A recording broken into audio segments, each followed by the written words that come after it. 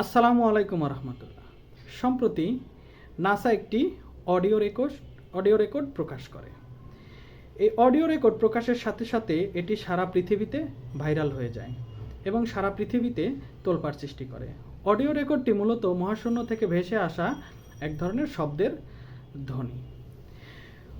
অনেকেই বলতেছে যে এই শব্দের ধ্বনিটি শুনতে কোটি কোটি মানুষ একত্রে গান গাইলে যেমন লাগে ঠিক তেমন, বা মন্ত্র পড়লে যেমন লাগে ঠিক তেমন। অনেকেই বলছে যে এটি গ্রেগরিয়ান চ্যান্ট, যেটা খ্রিস্টানদের চার্চে গাওয়া হয়। অনেকেই বলার চেষ্টা করছে যে এটি মহাবিশ্বের জন্য একটি বার্তা বা সংকেত। আবার অনেকেই বলছে এটি মহাশূন্যে ফেরেশতাদের জিকিরের ধ্বনি। আসলে এটি কি? আমরা আজকে এই বিষয়গুলো নিয়ে আলোচনা করব। তবে এটা জানার জন্য, বোঝার জন্য আমাদের যেটা লাগবে সেটা হচ্ছে কসমোলজি এবং অ্যাস্ট্রোনমি। আমরা প্রথমেই দেখে আসব যে মহাশূন্যের বৈশিষ্ট্যটা আসলে কি। মহাশূন্য হচ্ছে একটা মাধ্যমবিহীন, অর্থাৎ মহাশূন্যে শব্দ চলাচল করতে পারে না। যেহেতু মহাশূন্যে শব্দ চলাচল করতে পারে না, তাহলে মহাশূন্যের এই শব্দটা আসলো কোথা থেকে, বা এই শব্দটা কিভাবে শোনা গেল? তাহলে কি বিজ্ঞানীদের পূর্বের ধারণা ছিল যে মহাশূন্যে যেহেতু মাধ্যম নেই, তার মানে শব্দ সৃষ্টি বা শব্দ শোনা যাবে না? তাহলে সেটি কি ভুল প্রমাণিত হলো? এরপরে আরও কয়েকটি বিষয় আমরা জেনে আসি। সেটা হলো সহিহ মুসলিম শরীফের একটি হাদিসের উদ্ধৃতি দিয়ে বলা হচ্ছে যে এটি ফেরেশতাদের একত্রে গাওয়া বা জিকিরের ধ্বনি।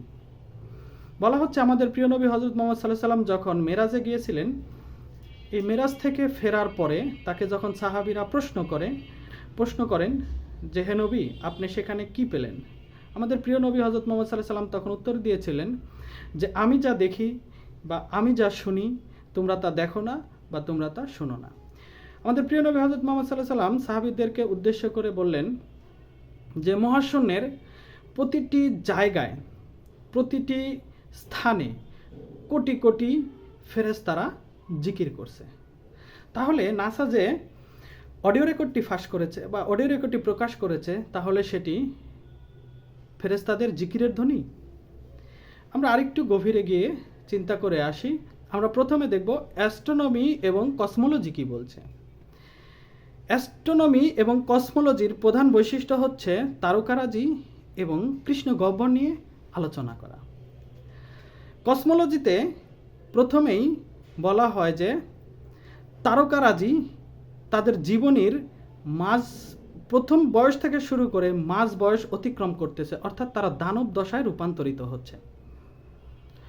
যখন তারা রূপান্তর হচ্ছে, ঠিক সেই সময় নক্ষত্রের বিস্ফোরণ ঘটে। যখন বিস্ফোরণ ঘটে তখন এর মধ্যে অনেক শক্তি সঞ্চার হয়।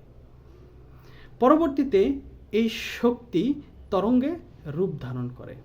যখনই শক্তি তরঙ্গে রূপ নেয়, ঠিক তখনই এই তরঙ্গকে মানুষ বৈজ্ঞানিক যন্ত্রের মাধ্যমে শব্দে রূপান্তর করা সম্ভব হয়। এইটাকে বলা হয় সনিফিকেশন। তার মানে সনিফিকেশনের মাধ্যমে তরঙ্গকে শব্দে রূপান্তর করা সম্ভব, আর এই শব্দই তখন মানুষের বোধগম্য হয়ে ওঠে। এরপরে আমরা দেখব যে আমাদের এই মহাবিশ্বে হাজার হাজার গ্যালাক্সি, মিল্কি ওয়ে এবং ব্ল্যাক হোল বা কৃষ্ণ গহ্বর রয়েছে। প্রথমত যে কৃষ্ণ গহ্বর, এই কৃষ্ণ গহ্বরের চারপাশে রয়েছে গ্যাস এবং প্লাজমা। গ্যাস এবং এই প্লাজমার তাপমাত্রার এবং চাপের পার্থক্যের কারণে এক ধরনের তরঙ্গের সৃষ্টি হয়। তাহলে নাসা যে অডিও রেকর্ডটি প্রকাশ করেছে, সেই অডিও রেকর্ডটি যেটা প্রকাশ করেছে সেটাতে তারা বলছে যে দি universe is not silent and listen to the universe. এই প্রতিবেদনে তারা বলছে যে তারা ব্ল্যাক হোলের আশেপাশ থেকে নেয়া যে তরঙ্গ, সেটাকে তারা শব্দে রূপান্তর করেছে। অর্থাৎ ব্ল্যাক হোলের আশেপাশে থাকা যে গ্যাস এবং প্লাজমার যে তরঙ্গ দৈর্ঘ্য, সেইটাকে তারা শব্দে রূপান্তর করে মানুষের জন্য সেটা শব্দে রূপান্তরিত হয়েছে।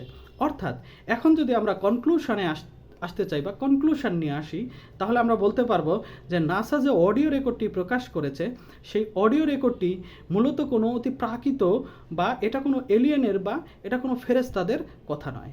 এটা মূলত সেই ব্ল্যাক হোলের আশেপাশে থাকা গ্যাস অথবা প্লাজমার তরঙ্গ, যেটা শব্দে রূপান্তর করে প্রকাশ করা হয়েছে। আর এই তরঙ্গ বা এই শব্দ সৃষ্টি করতে পারে পৃথিবীতে এমন শুধু অল্প কয়েকটি মিল্কি ওয়ে গ্যালাক্সি বা অল্প কিছু নক্ষত্র রয়েছে। আমরা যদি চিন্তা করি, এমন একটা নক্ষত্র হলো নিউটন নক্ষত্র। নিউটন নক্ষত্রও প্রতিনিয়ত বিস্ফোরণের মাধ্যমে প্রচুর শক্তি সৃষ্টি করে এই রকম তরঙ্গ সৃষ্টি করতে পারে, যা শব্দ সৃষ্টি করলে আমরা মানুষের বোধগম্য করে তৈরি করা যাবে। আশা করি বিষয়টা ক্লিয়ার হয়েছে। আসসালামু আলাইকুম।